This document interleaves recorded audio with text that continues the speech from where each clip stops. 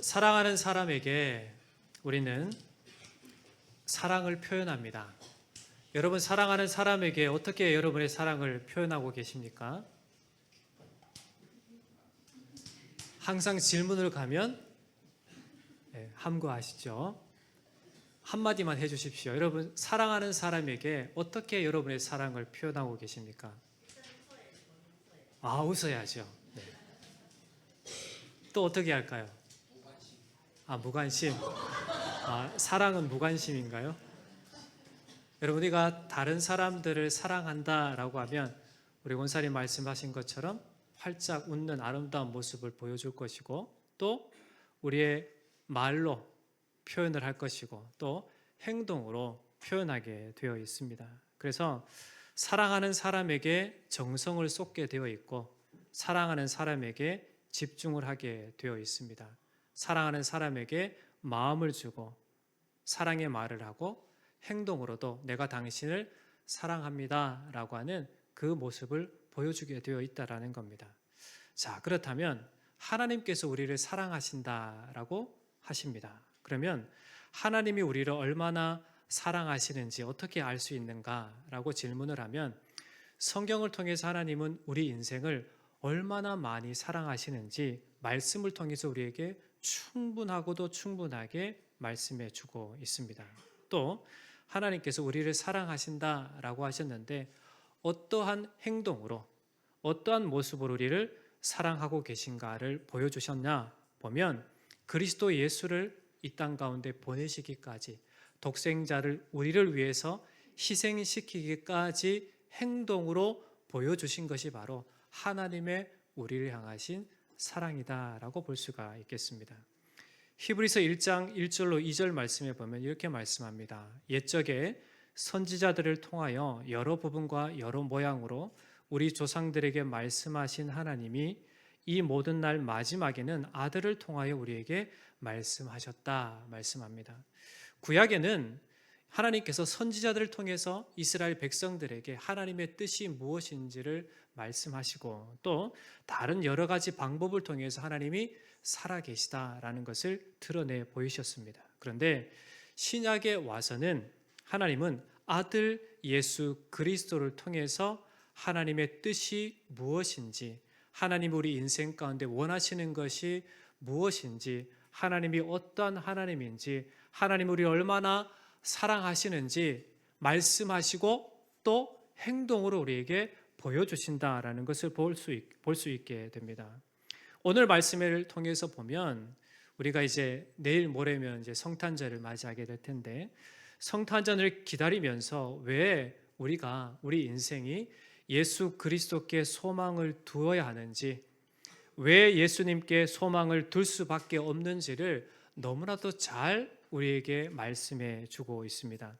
예수님께서 친히 이 땅에 오신 이유, 성육신하신 이유에 대해서 예수님은 먼저 공생의 주간에, 공생의 동안에 우리에게, 제자들에게 이렇게 말씀하셨습니다.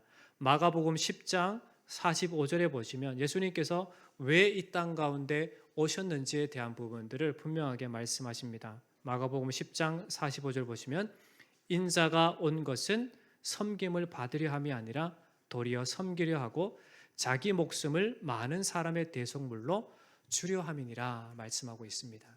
또 누가복음 19장 10절에 보시면 예수님께서 뭐라고 말씀하시는가 보면, 인자가 온 것은 잃어버린 자를 찾아 구원하려 함이니라 말씀하고 있습니다.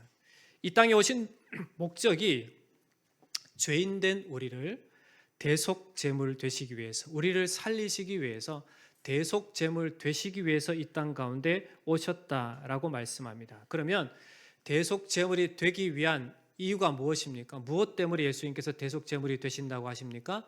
잃어버린 자, 즉 우리를 구원하시기 위해서 그렇게 대속제물이 되신다라고 말씀합니다.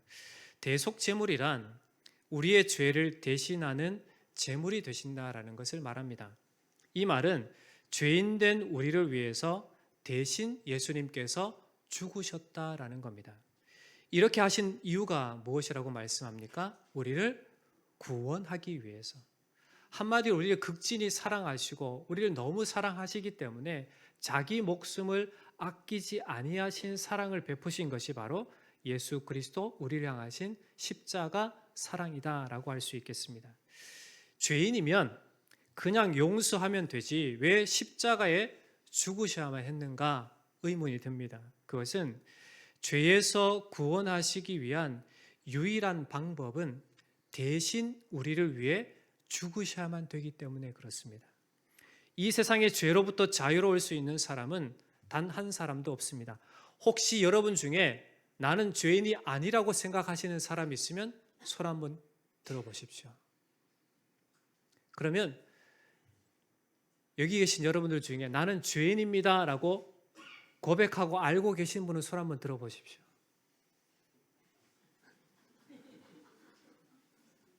여러분, 이 땅에 존재하는 모든 인간, 즉 시간 안에 살아가는, 즉 태어남이 있고 죽음이 있는 모든 인간에게는 죄가 있습니다. 죄가 그들을 다스리고 있을 뿐입니다. 그래서 로마서 3장 23절에 보면 모든 사람이 죄를 범하였음에 하나님의 영광에 이르지 못하더니 라고 말씀하고 있습니다. 죄인이 스스로 의로울 수 없기 때문에 하나님의 인류 구원의 계획 가운데 반드시 죄 없으신 분이 죄 있는 자를 위하여 죽으셔야지만 죄 있는 자가 죄로부터 자유로울 수 있게 되는 것입니다.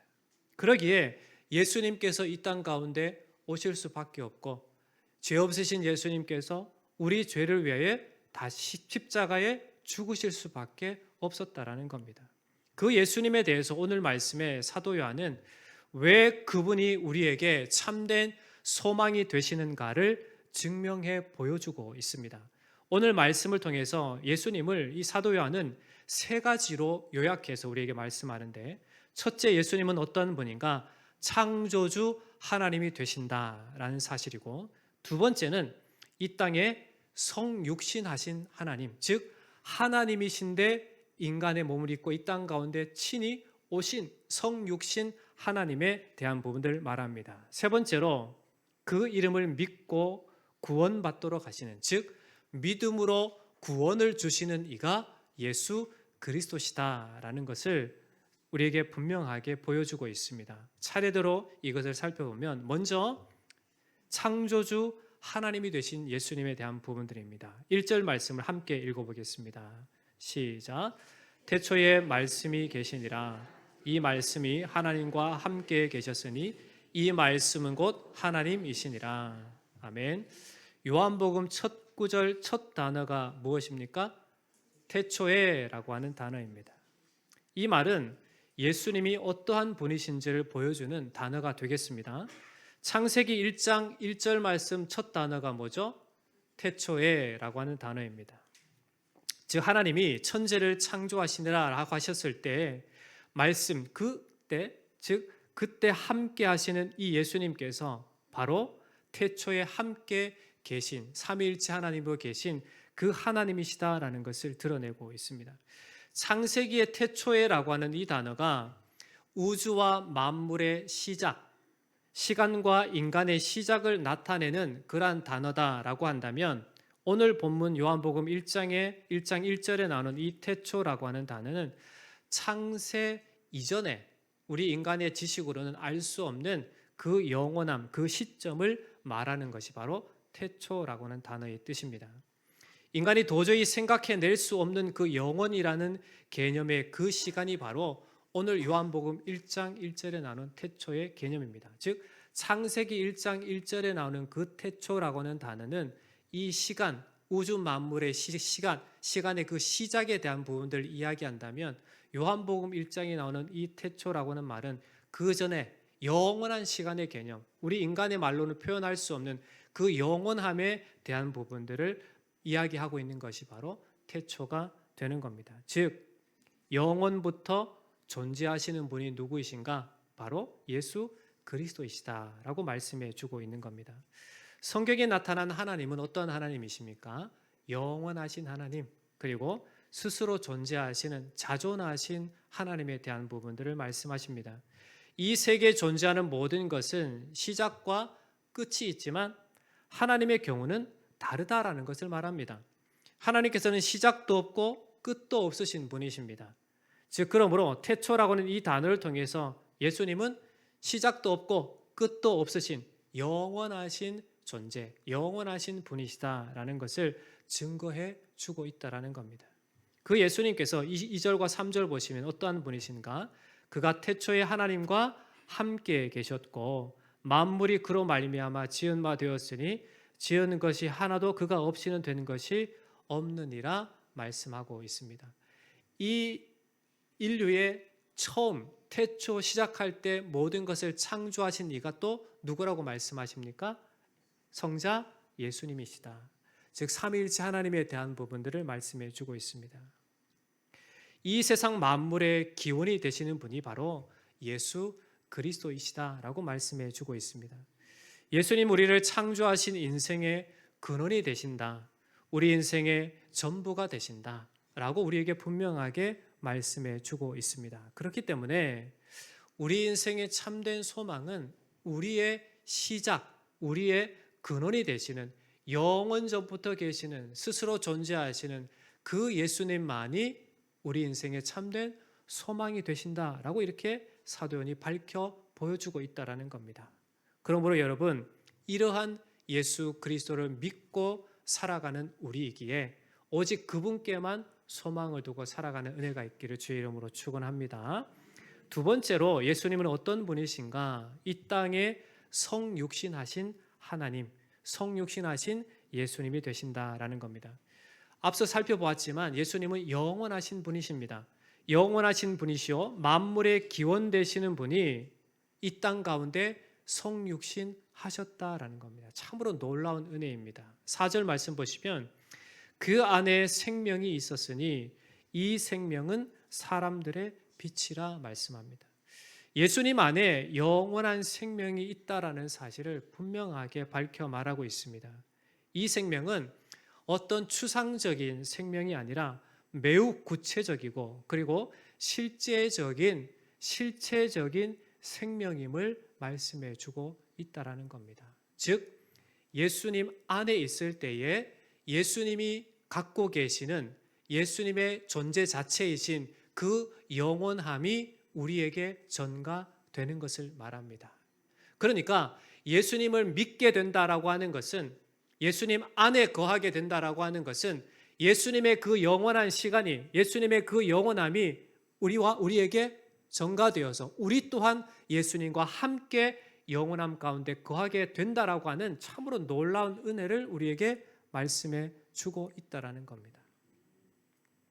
예수님이 세상의 생명이 되시고 예수님께서 어두운 세상의 빛이 되시기에 그분을 믿는 자는 어둠에 거하지 않고 영원한 빛 가운데 거하게 된다라는 겁니다. 즉 사망 권세를 이기신 그분을 믿을 때에만 사망에서 벗어나서 죄의 올무에서 벗어나서 영원한 생명 가운데 거하게 된다라는 사실을 말씀해 주고 있습니다.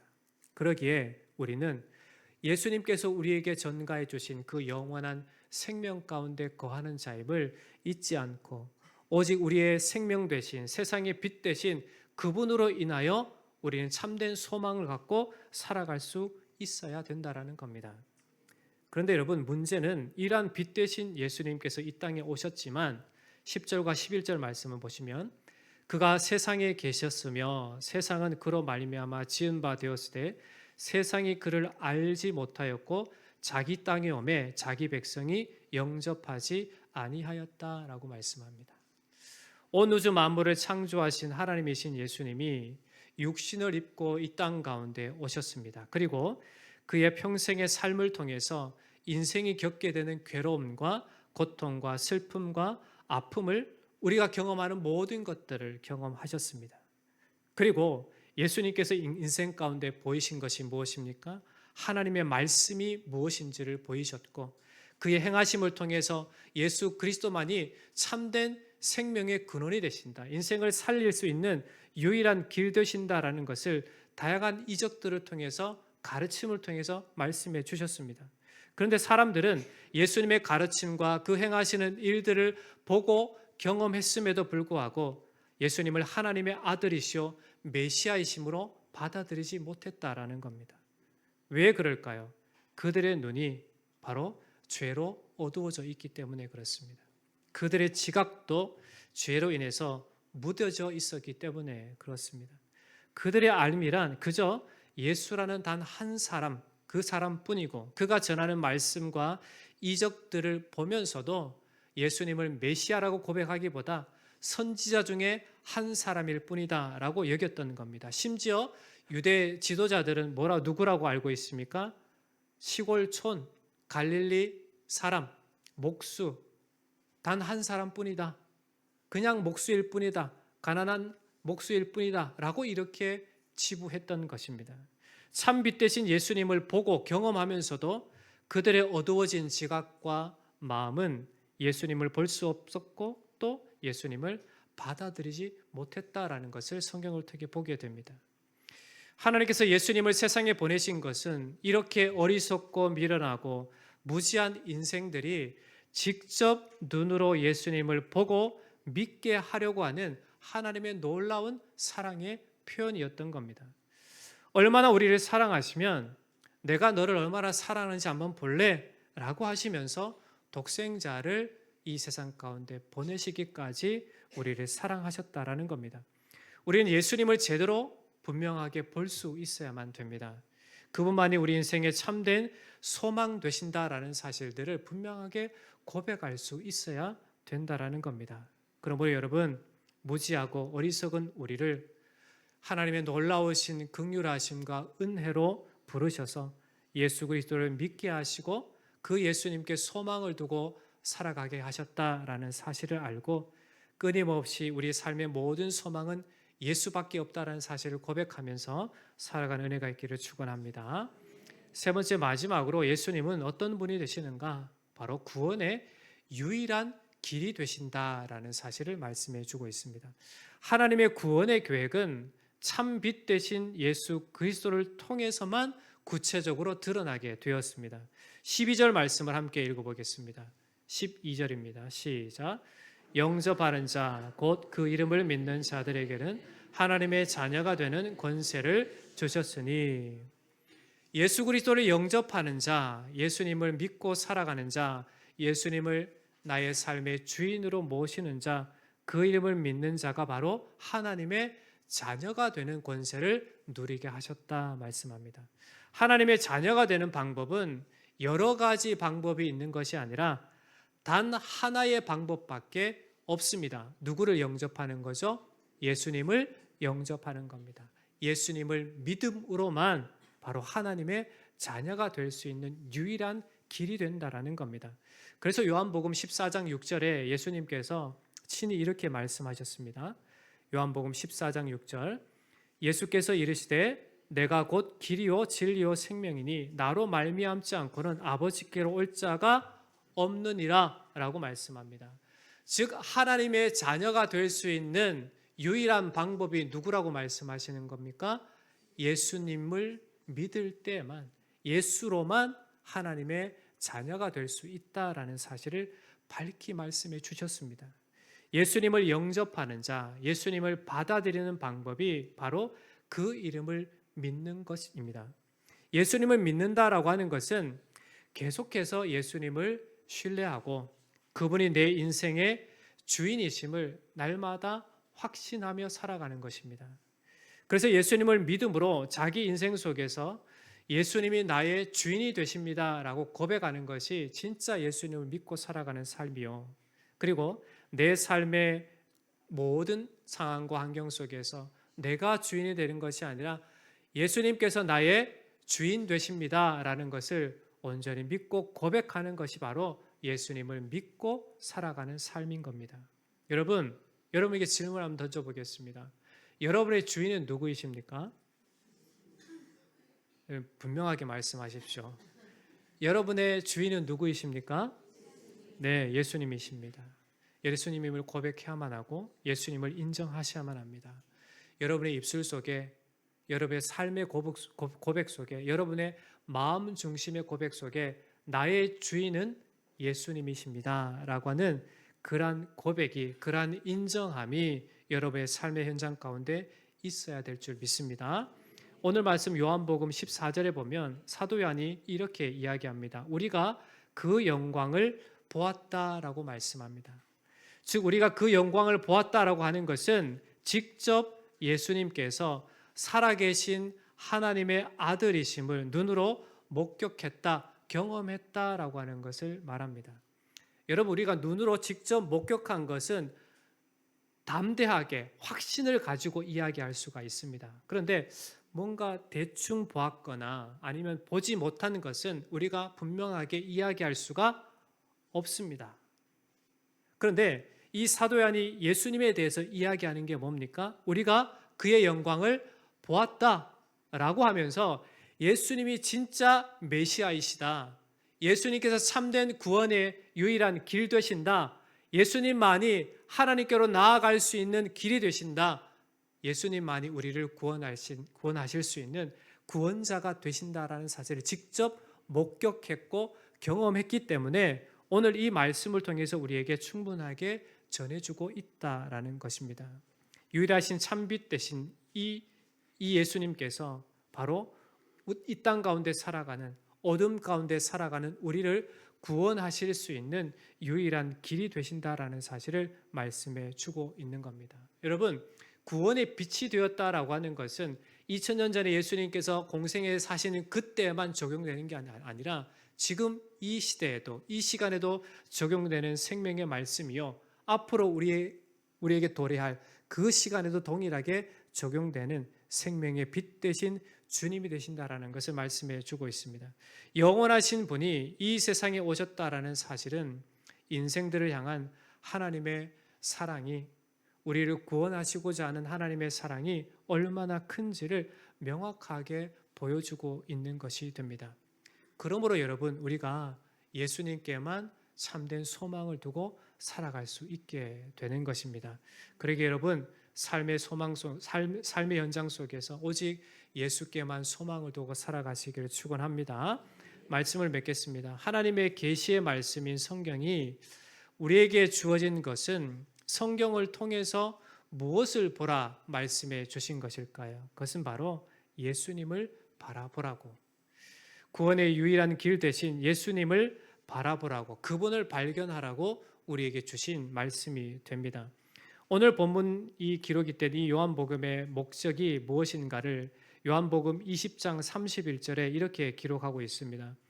오직 이것을 기록함은 너희로 예수께서 하나님의 아들 그리스도이심을 믿게 하려 하며 또 너희로 믿고 그 이름을 힘입어 생명을 얻게 하려 함이니라 말씀해 주고 있습니다. 성경이 왜 기록되었느냐? 예수님께서 하나님의 아들 그리스도이심을 믿게 하게 함이다. 그리고 그 이름을 믿고 무엇을 얻도록 하기 위함이라고요? 영원한 생명, 영생을 얻도록 하기 위해서 이 말씀이 쓰여졌다라고 말씀해 주고 있습니다. 즉 예수 그리스도께서 인류의 죄와 죽음으로부터 구속해낼 수 있는 유일한 인생의 참된 소망, 구원자가 되신다라는 사실을 명확하게 분명하게 일관되게 우리에게 말씀해 주고 있는 것입니다. 그러므로 오늘 말씀을 통해서 성도로서 우리는 우리를 존재케 하신 이가 예수요, 우리를 택하신 이가 예수요, 우리에게 영생을 주신 이가 예수요, 우리의 모든 삶을 이끌어 가신 이가 예수요 라고 하는 이 고백 가운데 오직 예수님께만 소망을 두고 살아가는 사람이 되어야 될 줄 믿습니다. 여러분, 평생토록 주님만 붙잡고 의지하고 우리와 늘 함께 하시는, 우리를 극진히 사랑하시는 하나님의 사랑이 우리와 함께한 줄 믿고 예수님께만 소망을 두고 오직 이 복음으로 살아내시기를 그리스도 예수의 이름으로 간절히 축원합니다. 기도하겠습니다. 하나님 아버지, 참으로 영원전부터 영원히 존재하시는 하나님이신 예수님께서 우리를 죄로부터 구원하시기 위해 이 땅 가운데 오셨고 자기 목숨을 아끼지 아니하시고 대속 제물이 되시기까지 우리를 사랑하신 하나님의 놀라우신 사랑을 보게 하시니 감사합니다. 우리가 이 놀라운 구원의 은총, 하나님 우리를 사랑하신 극진하신 사랑을 입은 자로 삶의 모든 현실 속에서 오직 예수님께만 우리에게 소망이 있음을 알고 늘 소망 되신 예수님만을 의지하고 그분만을 믿으며 그분만을 따르며 그분께 순종하는 하나님의 사람들이 다 되게 역사해 주시옵소서. 살아계신 예수님의 이름으로 간절히 기도하옵나이다. 아멘.